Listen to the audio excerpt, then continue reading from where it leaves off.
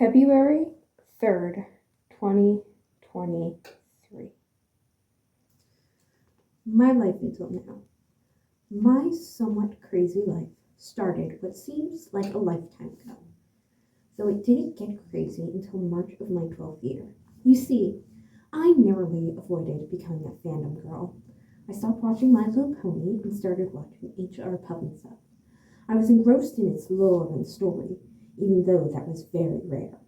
Anyway, I started writing fan fiction, not just any fan fiction, but the Pufnstuf fan fiction.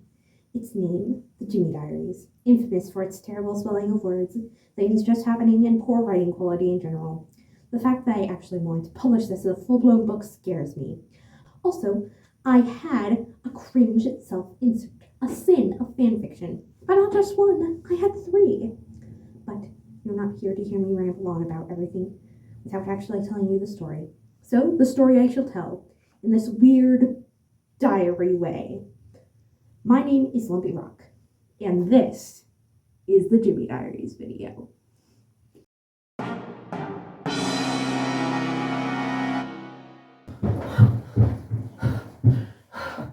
Oh my gosh, it is so dang cold out there.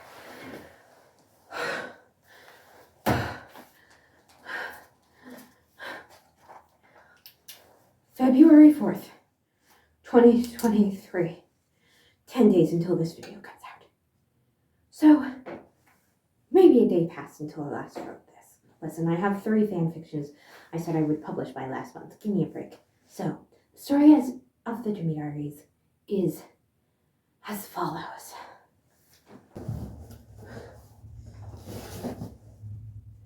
In June of 2002, a 12-year-old boy named Jimmy starts recounting his life in a black composition notebook. He takes great care of these, as he tells of his first memory, asking his best friend what he remembers from the event. He was only 3 when it happened, when his mother went missing. He remembers the night clear as day, his mom playing a song for him when someone knocked on the door. She handed him her prized flute, who can talk, by the way, then hid the 2 in a drawer. She disappeared shortly after. After that, his father moves the 3 to England. Cut forward about 10 years later, and they move back to the U.S. Jimmy meets his younger cousin, Luna. He starts school, but on June 11th, the day he starts his diary, he gets kicked out of band. He hopes, nay, prays, that tomorrow will be better. Well, yes and no. Yes, the next day does involve his bully, but no, it's not better. He brings his best friend and diary down by the river to, and I quote, to think about life. I'm not sure I knew what I was implying. Anyway, a talking boat comes up to him and offers to take him for a ride. He accepts, like the idiot I wrote him into. And then lightning strikes the boat, and it turns evil. He escapes and lives to tell the tale, at the expense of him blacking out for about an hour. When he wakes up, he doesn't know where he is, and where the talking flute, his best friend, whose name is Freddy, is. He looks around to find out where he is, and there's a dragon. Exposition dump from Pufnstuf. When Jimmy realizes he's not in any danger, he finds Freddy and writes in his diary. He ponders if this has anything to do with his mom. The next 2 chapters are bland as all heck. Summary time. Next day, Judy comes and gives him a basket of stuff. She's what you call a character, kind of annoying, but everyone loves her like any Friends character. Why did I write that joke? And then after that, the group, not including Judy, go on a tour of Living Island, but Spaghetti-O. Judy's been captured by the witch, Dr. Blink. He gives them the wheelie bird and they slide away until tomorrow. Lives are at stake, but it can wait until tomorrow.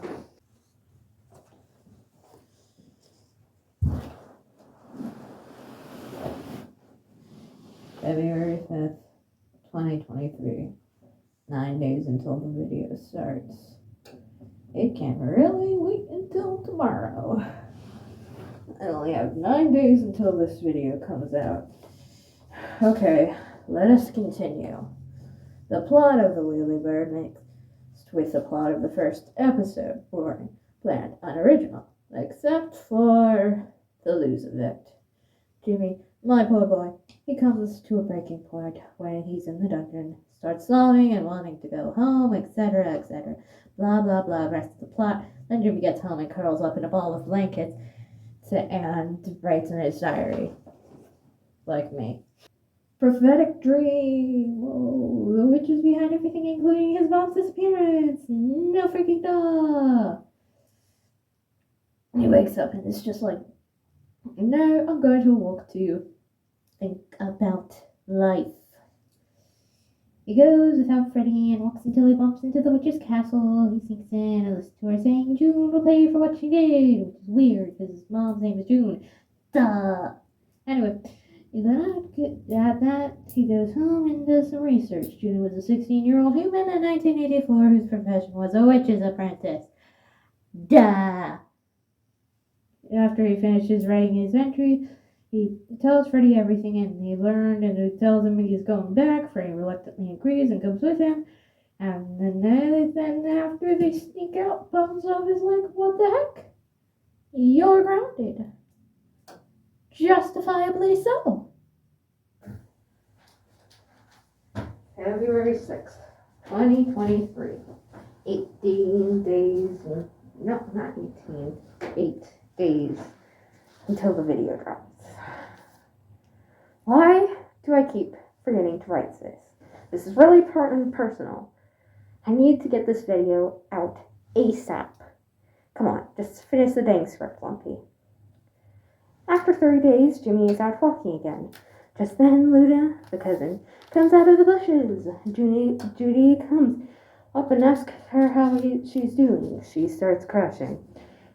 Jimmy drags her home, and she doesn't notice any of the weirdness. That night, Jimmy asks her if she has a crush, and she's like, it's a frog I don't know the name of. Then Jimmy writes everything down.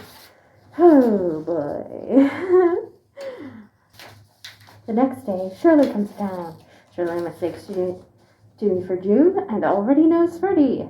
Sus. So, talent show, then Witchy Poo steals Freddy. Again. They wait until the next day to save him. February 7th, 2023. 7 days until it premieres. Why do I keep stop writing for the night when it says to wait for the next day? This is why I hate parties.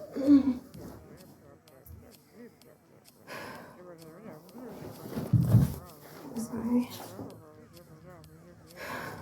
February 8th, 2023. 6 days until this video premieres. Alright, I have to stop procrastinating. This video is due in a week, and I still need to give my thoughts and record the video. It's probably more important. Anyway, as we were. Oh, Jimmy got captured. The witch told him a bit more about his mom, though she just said that his mom betrayed her. No duh, Sherlock. Anyway, Luna already escaped and Jimmy's about to. Grabs Freddy, punches a tree, gets into town, then into Pufnstuf's cave. Everyone in town is there at the island. It's in a full-blown state of emergency, and no one knows how long they're gonna be there.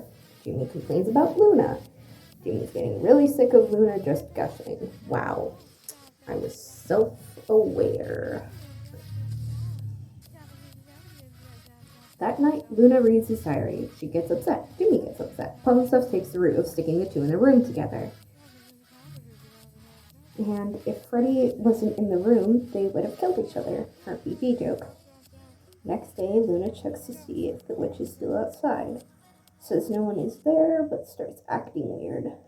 Jimmy doesn't know what it is.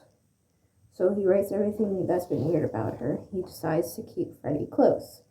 Luna takes Freddy to the witch. Jimmy and the gang does the plot of the movie. Luna does mind control things. They get her back to the cave and Jimmy has a package. It's a notebook. Luna is smart and this looks like this must connect to Aunt June. Jimmy does not fact check that yet.